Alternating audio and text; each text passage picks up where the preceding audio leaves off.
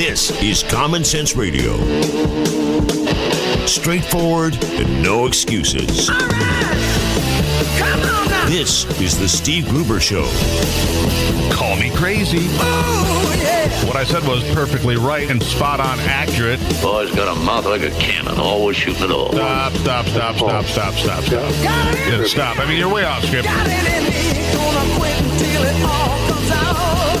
Hey, boy. Been a long education. Yeah, it's not cynical. It's common But sense. my homework is Pay attention to me when I'm talking to you. I'm gonna rock the nation.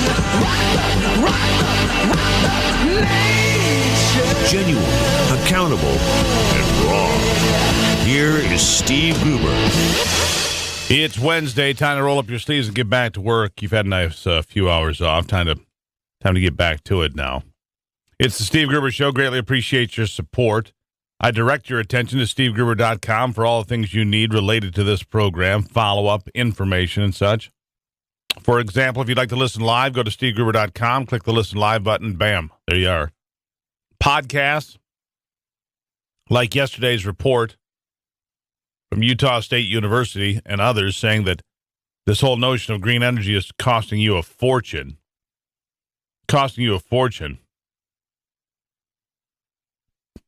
These can all be found at SteveGruber.com. So where to start today? I mean, there's any given day I look at this and I go, all right, where do I start? Because there are 6 lead stories any given day in the way the world used to be.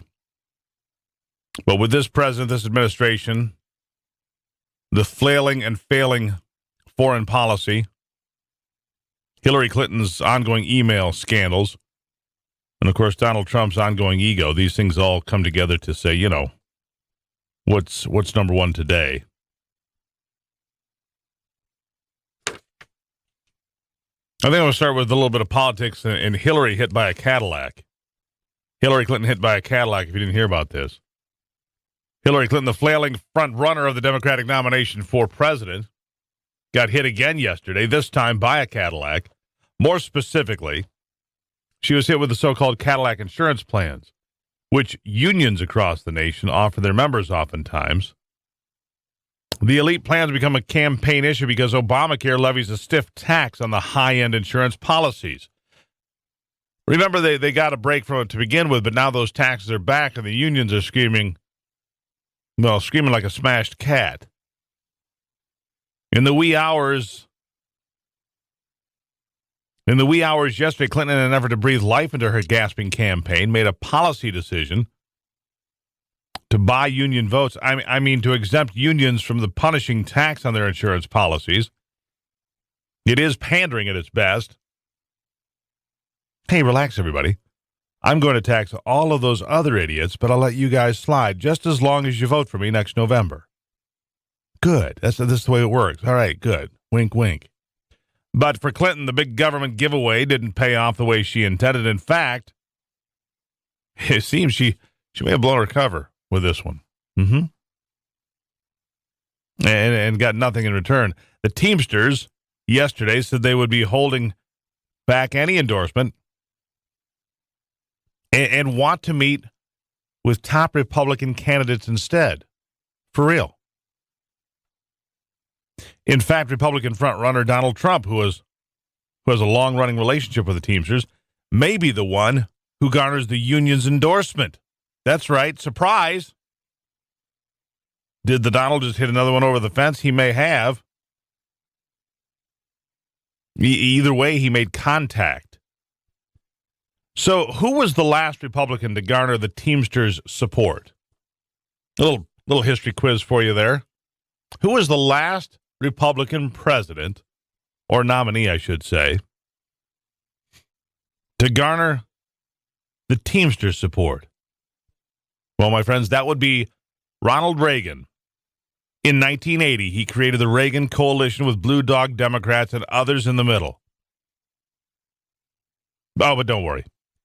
Hillary isn't phased a bit. I mean, just ask her. She fully expected this to be a very competitive race. And she expected all these things, and Bernie Sanders, and I'm the tooth fairy. Okay. Yeah, the Teamsters deal is an embarrassment, to say the least. They were behind closed doors, 26 of them, and refused to endorse Hillary Clinton. The 26-member board, let's look at another report here, decided unanimously to withhold the presidential endorsement. They want to sit down with the Republicans and figure out where the Republicans stand. That's quite a change of events, to say the least. Since 1980, the unions have lined up solidly behind the Democratic nominee, barely asking a question. And now their support is no longer available. So that's what's happening domestically. What's happening in foreign policy? Well, pretty simple. Vladimir Putin now has received permission from Parliament for Russian forces to take place in bombing raids in Syria 2 days after the Russian leaders spoke to the United Nations and called for an international coalition against terrorism to fight the Islamic State. Meanwhile,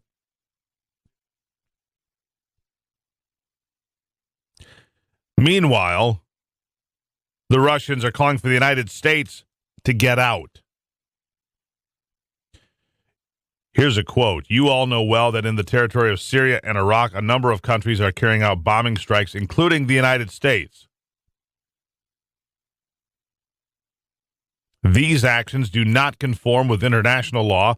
To be legal, they should be supported either by a resolution of the UN Security Council or be backed by a request from the country where the raids are taking place." That came from Sergei Ivanov.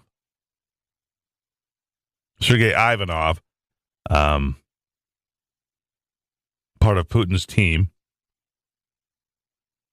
And Ivanov went further and said the Syrian President Bashar al-Assad had asked Russia for military assistance, making Russia's actions legitimate, and the United States needs to pack up and leave.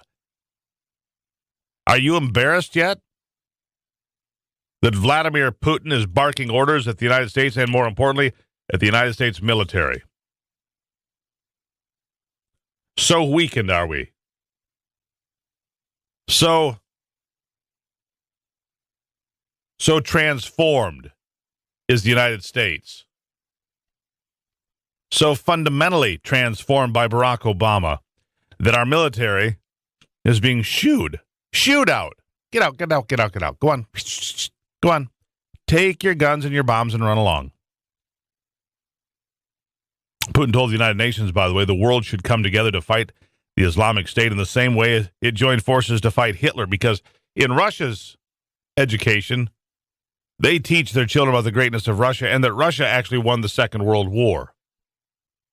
They forget to point out that it was the Allies that fought from the South Pacific to Alaska to Europe to Africa to win the Second World War, primarily because of the efforts and the industrialization of America. But not in Russia. You see, while people here in America tear America down every day, Vladimir Putin tells his people how great Russia is. And the end result? Russia telling America to get out of Syria. It's 14 after on the Steve Gruber Show. There's a nice cold slap in the face. Welcome to it.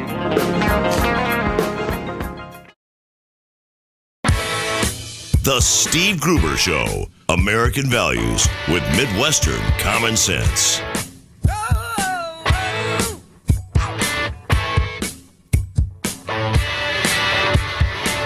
You know, while I'm on the topic,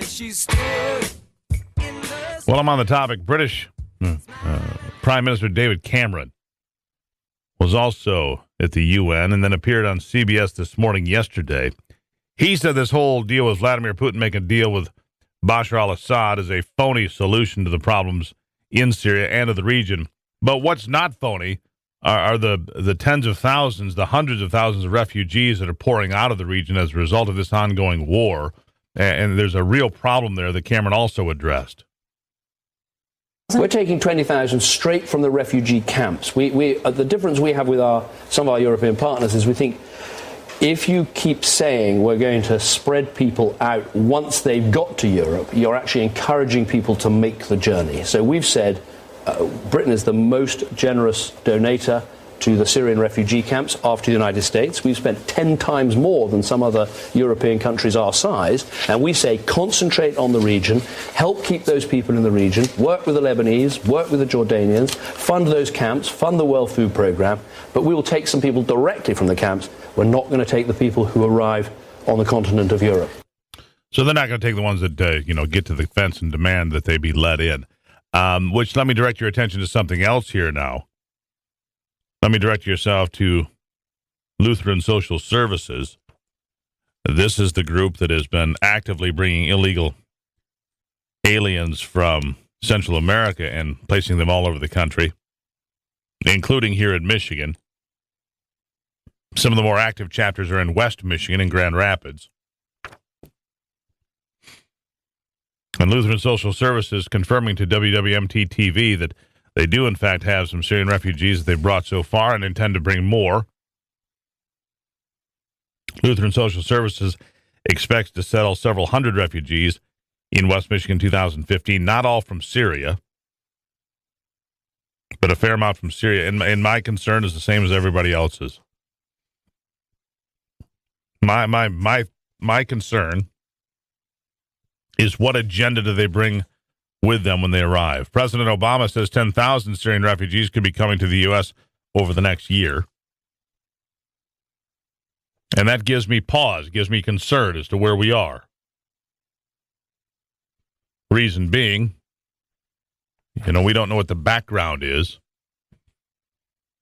Meanwhile, Republican Governor Rick Snyder said yesterday that his administration is also talking with federal officials on the role the state of Michigan can play in accepting more refugees from war-torn Syria and the Middle East, building on Michigan's century plus of Arab immigration and taking a different tone from some Republican presidential candidates.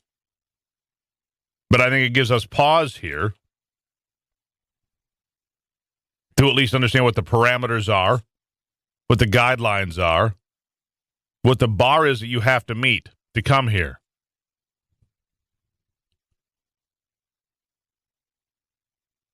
Snyder spoke at the inaugural meeting of the State Commission on Middle Eastern American Affairs, which works within the Department of Civil Rights to monitor, evaluate, and make recommendations to the governor. He helped create the commission earlier this year. He told reporters that there is a real crisis in the Middle East with refugees. Isn't it part of our nature as Americans to say, how can we help people in need? His remarks follow those by Republican presidential candidate and Detroit native Ben Carson, this is from the AP, by the way, who said last week while visiting his home state that he welcomes immigrants, but they cannot alter who we are. And that part's true. You have to assimilate. It's okay to have your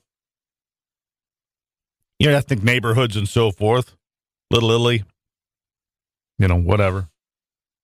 Chinatown, whatever it may be, right? But as a whole, you have to assimilate.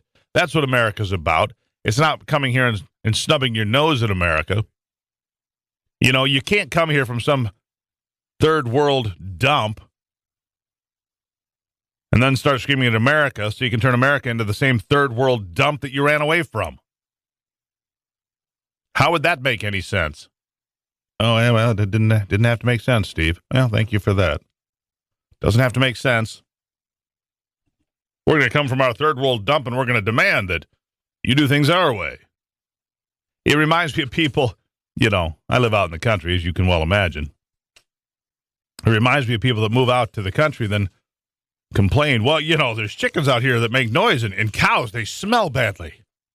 Yeah, sometimes they do. And, every now and then, they actually spread manure on the fields in the neighborhood. No, for real. And then there's lots of flies and it smells really bad. That ought to be illegal. That's what it reminds me of. People want to come to this country and demand how we run things around here. You know what? We've been running things pretty damn well for 250 years. Because we believe in self-determination. We believe in pulling our weight. We believe in working as one, no matter where we came from, and collectively pulling the wagon. We don't believe in breaking up into little groups. Get rid of the hyphen. Throw the hyphen away, pick up some work gloves, and we'll be a lot better off. I'm serious. If you throw away the hyphen and pick up a couple pairs of work gloves, we'll be a lot better off. Rick Schneider, by the way, briefly considered a presidential run this time around. He isn't bad-mouthing anybody, but maintains that the refugees who have cleared security hurdles have something to offer economically and culturally and should be warmly welcomed. Michigan has one of the nation's largest Middle Eastern populations. In fact, I would say the largest. And Schneider said he would, quote, love to see it grow even faster and flourish, end quote. Though added there's no specific number of refugees being discussed. Well, that's what the governor's saying here. What do you say? 888-900-9966. 888-900-9966. We've had large Middle Eastern populations in Dearborn and elsewhere around this state for many years. Seems to have been a benefit to the economy and so forth. But what say you? 888-900-9966. It's Tuesday on the Steve Gruber Show.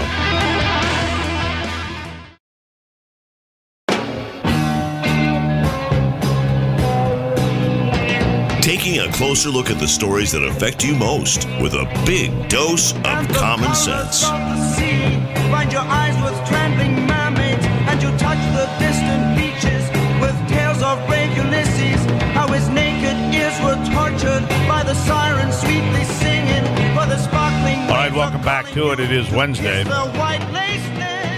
Wednesday on the Steve Gruber Show. I appreciate your support. You can find out more at stevegruber.com or down, be part of the program, 888-900-9966. We also have Facebook, of course. Why wouldn't we? Our next guest has an interesting story to share with us from Traverse City. It's an interesting little story here. Bob Campbell. I mean, he knows good book writing material when he sees it. Former Detroit Free Press editor. Nearly finished the documentary, The Chinese Mayor When Milliken Auditorium Went Black. Strong winds, gale force raging outside. Where do we go from there? Well, we better get him up to speed here. Bob, welcome to the program. Good morning, and thank you for having me. So, how long ago did you leave the paper? I left right after the 2012 November election. So fairly recently. Recently. You're still out finding your way around. Yeah. So tell me about this book, this crowdsourced chronicle of this August storm. Tell me about this. Okay, well, it originated like this. I happen to live on Skidmore Point Road, which is what happened to be one of the hardest hit spot in Grand Traverse County. There were places, Glen Arbor Township, on the Leelanau Peninsula that were arguably impacted even more by the storm. Just pounded, and just so for the listeners, just for the benefit of anybody listening in now, this is August 2nd of this year when these storms came through, and they raged pretty much from Harbor Springs south along the Lake Michigan coastline. Sleeping Bear Dunes got pounded. The area where you were got just pounded with, and it wasn't a tornado; it was just straight line winds, right? Correct. It was what they call, the meteorologists explained to me in the aftermath, a bow echo storm. It is very, very uncommon in Michigan, but relatively common in the Tornado Alley, the Oklahoma, Texas, Kansas, Missouri, states like that. And as it hit the Leelanau County shoreline, you would see, and I know you can't do this on radio, but the radar shows this very pronounced, almost looks like an archer's bow, right? That widens, and whereas a tornado would have a relatively small width to it, incredible force and damage, this could be miles wide, and it was miles wide in many places, and it just did incredible damage to. It brought down so many trees, and that was the big thing. but there was also a lot of hail associated with it, and that was a big problem for the farmers who own fruit orchards. Oh yeah, the got pounded as well. Apple and pears. Yeah, because the even the fruit that survived on the trees was damaged, and so therefore, if the skin was torn on the fruit itself, it was damaged. But the trees, because the cadmium layer was destroyed on many of the trees, so a lot of those orchards are going to suffer tree loss because of that storm. Now, I wrote it out just north of you. I was on the southern edge of Lake Charlevoix in Boyne City the day the storm came through. We avoided the right in the vortex. So you got hit right square on, and I got kind of a glancing blow up there. But even where we were, it was merciless. Yeah. Brutal. I mean, so you decided to write this book. Tell us about the book. Well, so in the aftermath of the storm, a very good friend of mine, Doug Weaver, had read in the Traverse City newspaper, the Record Eagle, that Skegumog Point was one of the hard-hit areas, and sent me an email asking how we did, and my wife and I needed to leave the morning after the storm because my daughter was getting married in Virginia. So we were down there, but had seen enough of it, had been able to get out, got some tree people here the very next morning to get out of our driveway because we had 7 trees over our driveway. And I wrote him a long explanation, as I'm usually pretty long-winded and over-explain things. And at the end of it, I said, Doug had just started up a new publishing company in Traverse City with a couple partners, and I said, I think there might be a quick turnaround book in this. And so you decided to go ahead and do that. Apparently he had an interest in Doug Weaver, and you decided to get together on this project. Doug has 2 partners, Ann Stanton and Heather Shaw, and he met with them. And Heather came up with the idea that obviously there was my part of it. Somebody needed to basically do the journalism for the book, to go out and do lots of interviews and tell the best stories and explain the science of the storm and all that.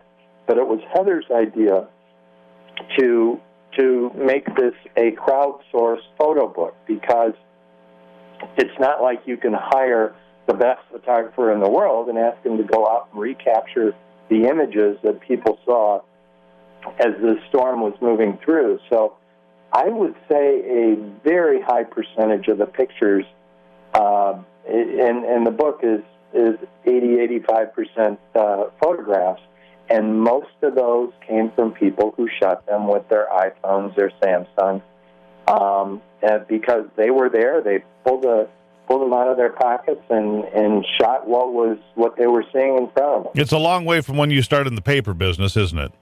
Oh, very long. Yeah, people didn't have those back in the day. Heck, we were lucky to have a Polaroid Instamatic or whatever, Kodak Instamatic or a Polaroid, instant camera. And now everybody's got cameras, it seems. So you do have the benefit of having resources we didn't have in the years gone by. Yes, I would. I mean, you have seen how people's cell phones and the cameras on them, not only for still pictures but videos, have become a very important source for news sources, as well as documenting situations that have become important for law enforcement. Well, sure, absolutely, because you can, you've got a video witness, if you will, a video witness of just about everything. Anyway, how can people find this book, Bob? We got to run, but real quickly, where can they find it? Well, they can find it in Horizon Books in Traverse City, and there will be other sources locally in the area. There are several sources up in Glen Arbor. They can get it on Amazon, both as a Kindle edition and the actual hold in your hands book. And yes, it's widely available and becoming more widely available up here very quickly, and it's selling fast. All right. Storm struck when supercharged winds slammed Northwest Michigan by Bob Campbell and his team. Check it out. It's Wednesday on the Steve Gruber Show. We'll be right back.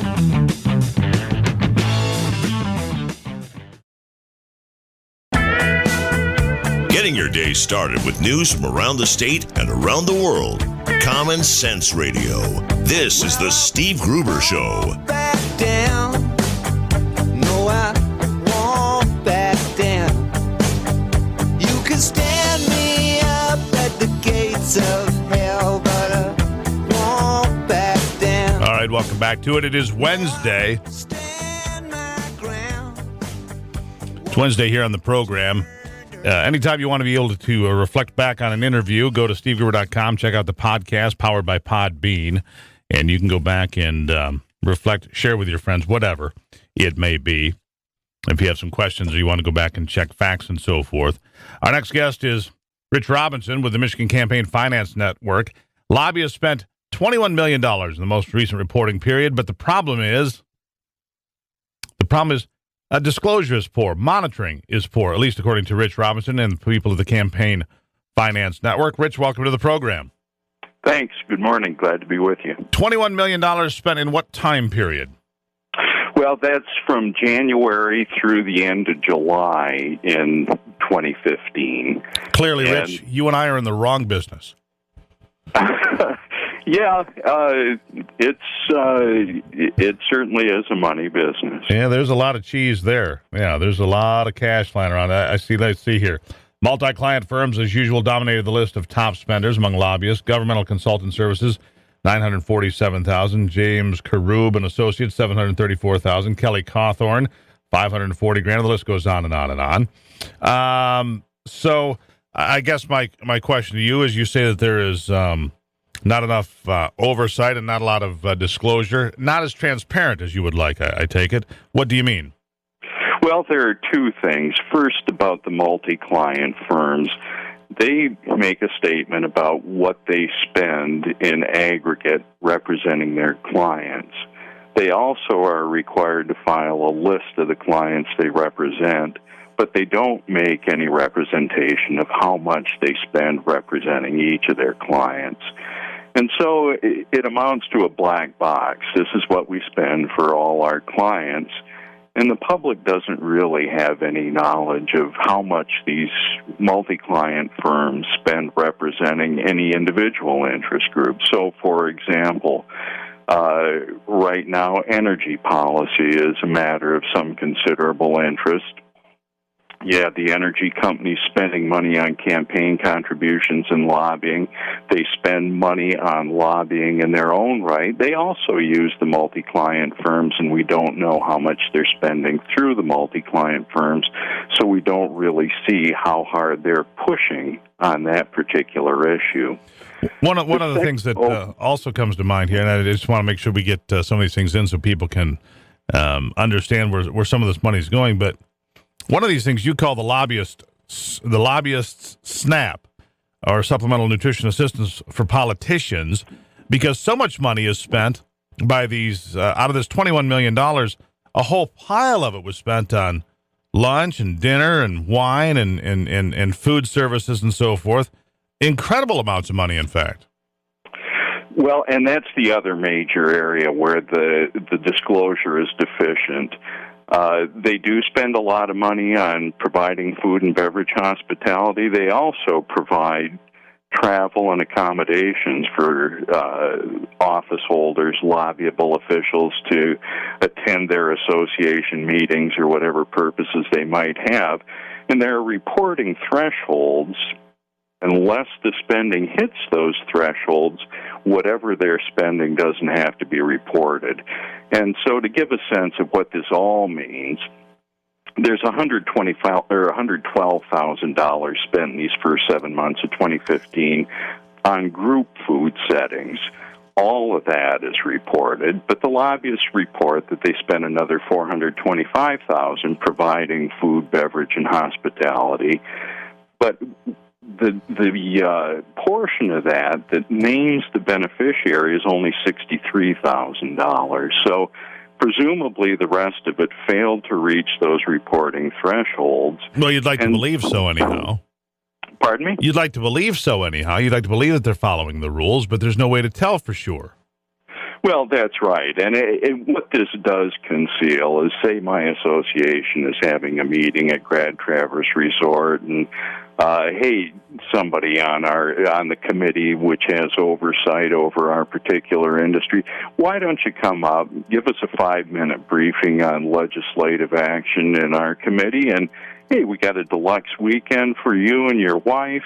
None of it has to be reported because it falls below that reporting threshold of $775. I'm going to restate this. I'm in the wrong business twice in one conversation. I should have been a lobbyist or I should have been a politician. Either way, right? Well, the point that I'm trying to make in this release is all of this should be available to the public to know. So we know those relationships between office holders and the industries and the interest groups that are supporting them, both through this lobbying activity and through the campaign finance world. And a lot of that isn't really transparent either, but that's another story. I guess you give a lot of credence to the folks that say there's a lot of money in politics, maybe too much money in politics. The problem is, no matter what is ever done about it, I mean, there's a lot of talk about money in politics. At the end of the day, there just seems to be more money in politics. It never seems to correct itself, and it doesn't mean, the best efforts from any side of the conversation. Anyhow, Rich, I'll give you the last word. Well, I would say this. I don't think we're going to do much to control spending in politics, whether it's through campaign finances or lobbying. But I certainly feel like there is an ethical imperative to make it all transparent and disclosed. No, that would be nice. So any politician being upfront about what's going on. Rich Robinson, greatly appreciate your time today with the Michigan Campaign Finance Network. I'm sure we'll talk sometime soon. Thanks. Thank you so much. There it is, $21 million spent, and piles of that on free lunches, free dinners, free drinks, and garnering support from politicians for various efforts and initiatives and policies and, of course, law. And that's the way the game's played. And if you don't like the way the game is played, you should make an effort to change it. 52 after the hour on a Wednesday, it's the Steve Gruber Show.